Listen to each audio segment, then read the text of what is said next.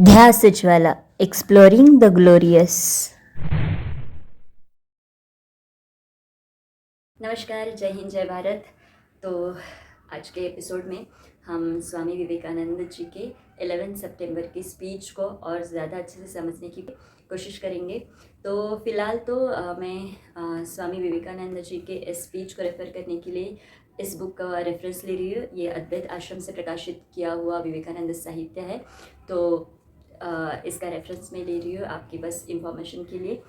तो पहले तो हमने शुरुआत की कि स्वामी विवेकानंद जी के भाषण को समझने की। तो शुरुआत करते हुए ये समझना बहुत ज़रूरी है कि उस दिन के उस भाषण का और उस विश्व धर्म संसद का आयोजन अमेरिका के शिकागो में क्यों किया गया था। तो उसका एक रीज़न है कि 1893 में अमेरिका की खोज को, कोलंबस ने की हुई अमेरिका की खोज को 400 बरस पूरे हो रहे थे। तो इसलिए अमेरिका में ये बहुत बड़ा एग्ज़िबिशन हो रहा था। उसमें से ये एक विश्व धर्म संसद एक भाग था।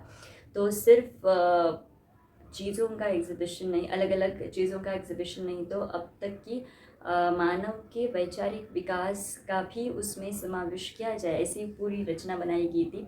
तो जो पहले दिन का भाषण था, स्वामी जी खड़े हैं और उन्होंने शुरुआत की sisters and brothers of America. तो ये 5 शब्द जैसे उन्होंने बोले तो वहाँ की मौजूद ऑडियंस पूरी अपनी जगह पे खड़ी हो गई और 2 मिनट तक तालियां बजाते रह गई। क्या आप सोच सकते हैं, हमारे स्वामी जी वहाँ पे खड़े हैं और उन्होंने सिर्फ कहा sisters and brothers of America, और उनके उन 5 शब्दों पर उन्हें स्टैंडिंग ओवेशन मिलता है।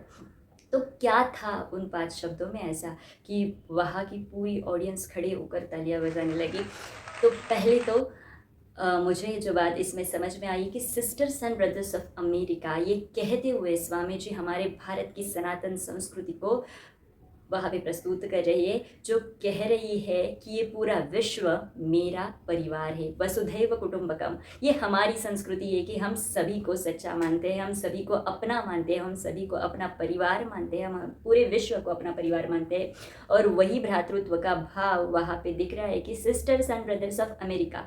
और अभी ये 5 शब्दों में भी पहले सिस्टर्स कहा, मतलब जो शक्ति का रूप है नारी, उसको एक सम्मान दिया है। तो यहाँ पे हम सोच सकते हैं क्या हमारे दिमाग में वो सम्मान है?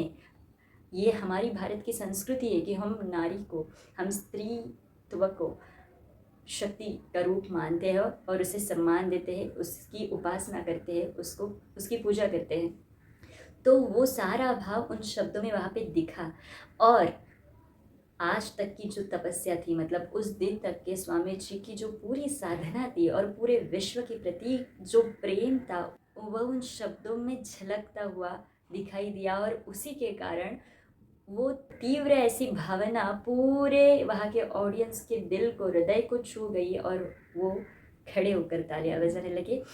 तो ये उन 5 शब्दों का महत्व है जो समझना बहुत ही ज़रूरी है, और इस पर विचार जारी रखना भी ज़रूरी है, क्योंकि जैसे आगे के भाषण को भी हम समझेंगे और ज़्यादा कुछ मटेरियल को भी स्टडी करेंगे तो हमें इन शब्दों के अर्थ और ज़्यादा अच्छे से समझ में आने वाले। क्योंकि मैंने भी ये जब भाषण मैं जब तैयार कर रही थी तो बहुत बार पढ़ा, और पढ़ते पढ़ते पहली बार जब पढ़ा उससे ज़्यादा अच्छा दूसरी बार समझ में आया। तो मतलब ये एक प्रोग्रेसिव जर्नी है हमारे भारत को समझने की। तो हम एक दूसरे की मदद से, आप सभी के साथ से इस जर्नी में आगे बढ़ेंगे। तब तक के लिए वंदे मातरम, प्रणाम।